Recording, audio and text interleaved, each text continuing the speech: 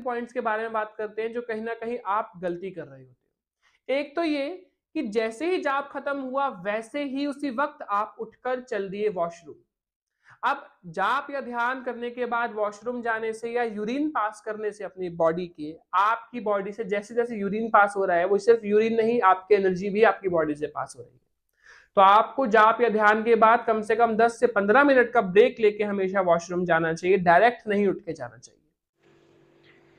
भैया एक बात पूछ रहे हैं कि मान लो हम जाप कर रहे हैं, तो जाप करते करते ऐसा हुआ कि मतलब यूरिन के लिए आपको टॉयलेट जाना पड़े, वॉशरूम जाना पड़े, चाहे वो किसी भी काम के लिए वॉशरूम जाना पड़े, तो उसके लिए क्या जाप निकल जाता है? क्योंकि हम एक वीडियो देखे थे, उस शॉर्ट वीडियो में उदित अरोड़ा जो है, माँ आदि शक्ति मेडिटेशन केंद्र का जो ओनर है, वो बोलते हैं कि अगर जाप करते करते आपको यूरिन लगे या फिर आपको टॉयलेट जाना हो, तो आप थोड़ी देर तक रुक जाओ, जाप को एब्जॉर्ब होने दो शरीर में, उसके बाद तुम यूरिन जा सकते हो।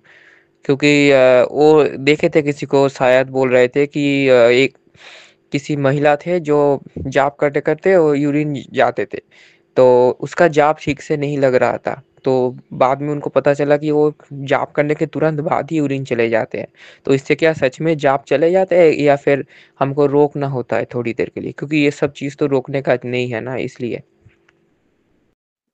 जय श्री राम जी, आपने जो प्रश्न पूछा बहुत ही सुंदर और बहुत ही बढ़िया प्रश्न पूछा है। ज़्यादातर लोगों को यह भ्रांतियां रहती हैं कि हम जब आसन पर बैठकर जाप करते हैं कंटिन्यू आधा एक घंटे, और उसके बाद में उन्हें यूरिन यानी कि पेशाब लगने की समस्या उत्पन्न हो जाती है, और उनको यूरिन लगती है तो बहुत से लोग क्या करते हैं, उन्होंने इधर उधर से रील वगैरह देखकर या वीडियोस वगैरह देखकर अपने मन में एक भ्रम पाल लिया है। वह ये सोचते हैं कहीं ऐसा ना हो कि मेरे शरीर से जो जप ऊर्जा होती है वह बाहर ना निकल जाए।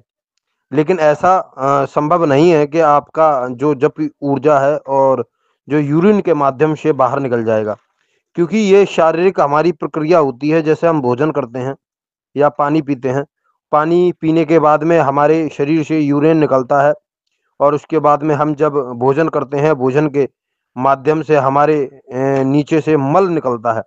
तो ये जाप है, ये सूक्ष्म जगत की ऊर्जा है जो कि हमारे शरीर में स्तर होती है।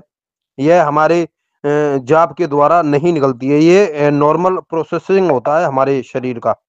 जैसे कि जाप करते करते टॉयलेट लग जाना या नहीं भी लगता है।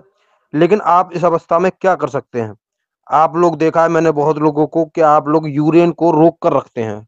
यूरिन को कभी भी रोकना नहीं चाहिए। अगर आप आसन पर बैठे हैं, आपको यूरिन यानी कि पेशाब लग रही है, तो आप जाकर वॉशरूम करें, और वॉशरूम करने के बाद में शुद्ध अवस्था में आकर दोबारा से पुनः आप उस आसन को विराजमान करें और जाप को कंटिन्यू करें। लेकिन आपको रोकना नहीं है। यूरिन को रोकने से क्या होता है, जो हमारी यूरिन की जो नली होती है, जो थैली होती है, वह फटने का डर रहता है। इसी वजह से ज्यादा देर तक आप कभी भी यूरिन को रोके ना। ये सूक्ष्म जगत की ऊर्जा है, यह कभी भी हमारे शरीर से बाहर नहीं निकलती है, चाहे वह वॉशरूम के रास्ते, चाहे वह लैट्रिन के रास्ते। तो आप यह मन में अपने भ्रांति ना फैलाएं, या मन में अपने शंका ना करें, या मन में अपने कोई भी प्रश्न ऐसा उत्पन्न ना करें जिससे आपके मन को संकोच हो। तो इसी वजह से मैं आप सभी से यह बोलता हूं कि आप लोग जाप करें, और जाप करते करते आपको पेशाब लग रहा है, टॉयलेट लग रही है, लैट्रिन लग रही है, आप जाइए, आप उसको पूर्ण तरह आप करिए, और करने के बाद में शुद्ध शुद्ध होकर और शुद्ध अवस्था में होकर आप पुनः आसन में बैठ के जप को आरंभ कीजिए। इससे आपकी जाप ऊर्जा बिल्कुल भी कम नहीं होगी, ना ही ऐसा संभव होता है कि जप ऊर्जा आपकी निकल जाती है। जय श्री राम, जय महाकाल।